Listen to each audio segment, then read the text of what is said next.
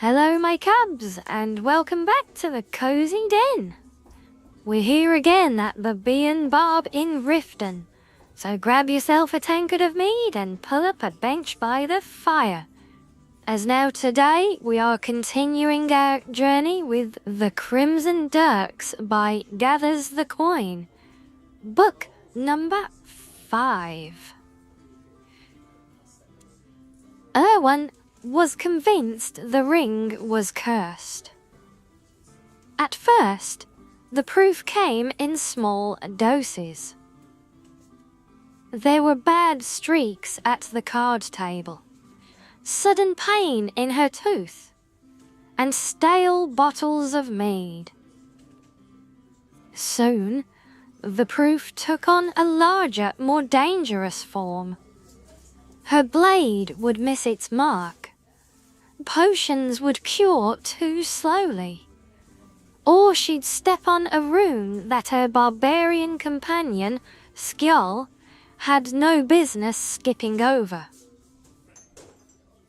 Then there was the greater proof, the instances that threatened their livelihood. There was the coin drying up, new guard patrols at the usual haunts, and word that the East Empire Trading Company had taken notice of their works. All told, it augured a slow, tumbling march toward the end of the Crimson Dirks. Knowing this, a smart person might have cast it out, tossed the foul ring into the heart of the Iliac Bay, and let the waves ferry it to forgotten shores. A wise person might have taken it a step further, destroying the artifact and its ill-fated magic, so that no person, past or present, would ever come to harm. Erwan, of course, decided to wear it around her neck. With regard to the ring's nature, she told only the barbarian. Her brother Edward would refuse to believe her. The others would demand she got rid of it, in whatever manner best fit their inclinations. Skjold, on the other hand, would neither object nor disapprove. Whenever she confided in him, Skjold would simply stare at her blankly and let out a guttural snort before chewing on the nearest piece of meat. Skjold, after all, was not just a barbarian, but one who wore that label like a badge, or an honor bestowed upon him by the High King. Of words he knew few, and when he wrote them down, rarely did he put them in the right order. The only thing that spared him from further ignominy was the fact he couldn't speak. As the story goes, the leader of the Crimson Dirks, Tyra Bloodfire, found him in a cage with his tongue removed, and upon freeing him gained his axe. To this day, it was never clear if Skjold was loyal to her or the crew, or whether that distinction had any meaning to him. If Tyra asked him to back Erwan on a job, he would do so without question, and absorb whatever secrets, insults, and curses the Breton decided to fling in his general direction. That theory would be tested the moment she stepped on that rune. Earlier that week, they had received a tip. A new crew had set up a smuggler's operation in one of the old ruins outside the capital. It was supposed to be a simple task. They were to meet with the clan leaders, flex their muscle, and come home with new members or a percentage of the take. It all would have gone according to script, Owen thought, had the ring not been cursed. "This is all your fault," she said to no one in particular, while glaring at her disobedient hands. Moments earlier, the Breton had awoken to the sound of chanting, a low and ominous moan floating through the chamber. The rune had blurred her sight, but it was the haunting refrain that seemed to dull her focus, unable to cast a spell. Regardless, it was clear their captors were more than smugglers.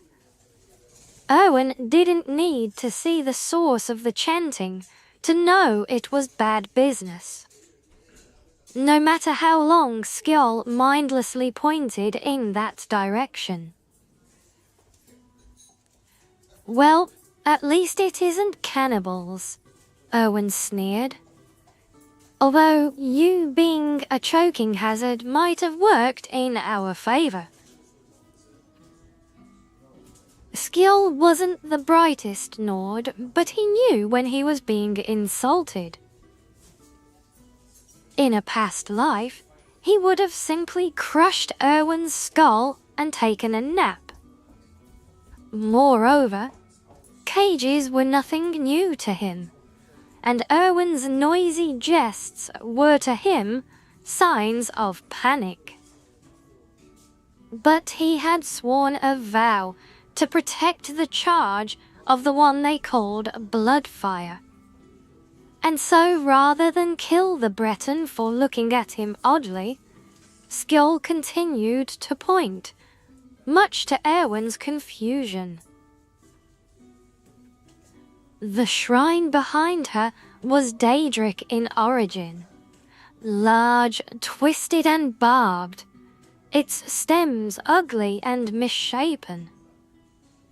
Blood dripped from its ebony thorns, spilling past the cage and down the stone steps like shifting roots.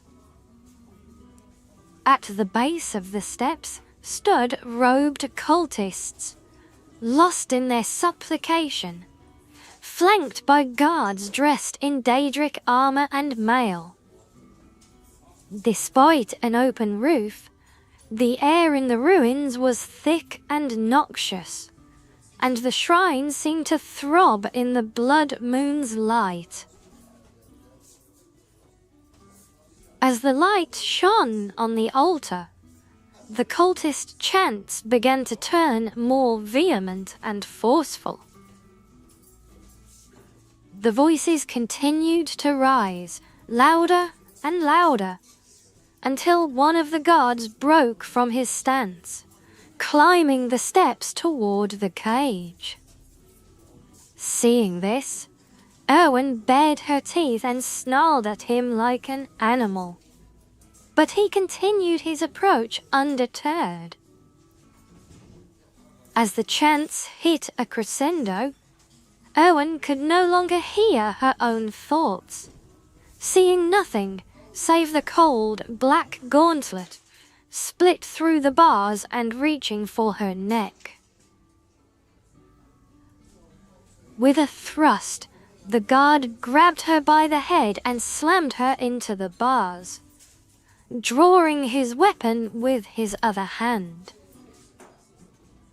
With spit bubbling from her mouth and her body pressed against the iron, Erwin screamed at Skjold every manner of insult she could contrive.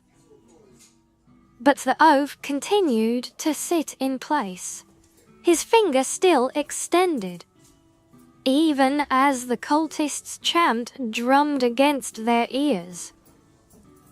Only now the finger was pointed to the ground, tracing a circle. Erwin looked down and saw the ring, glowing hotly on her chest. Skill didn't need to tell her what to do next. She wrung herself free of the guard's grasp, and not knowing what would happen, placed the ring on her finger. The chanting stopped, and in its place, the shrill cry of weapons drawn from their scabbards. The Daedric warrior turned his attention to the cultists, but it was too late.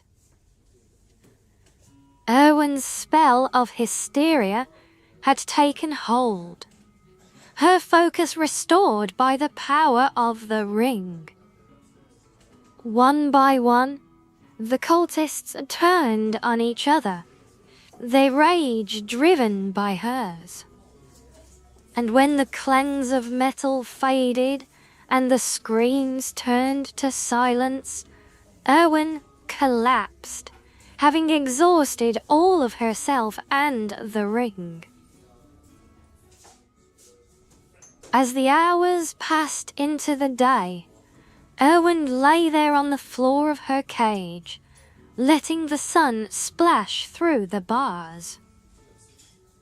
Skill snored softly in his corner, shifting on occasion to scratch himself. Outside, ravens picked at the flesh of the dead, sharpening their beaks on the bones and paying no mind to the living.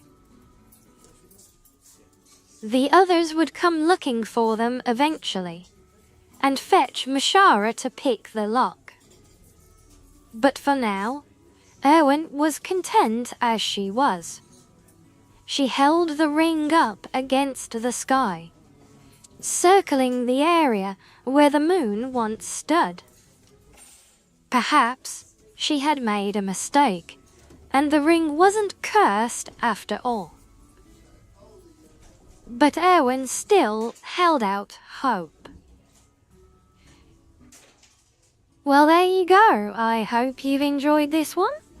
Now don't forget to like and subscribe if you want to support this channel. And if you have any suggestions or requests for what to read next, then let me know in the comments. Alright, until next time, my cubs, stay cozy.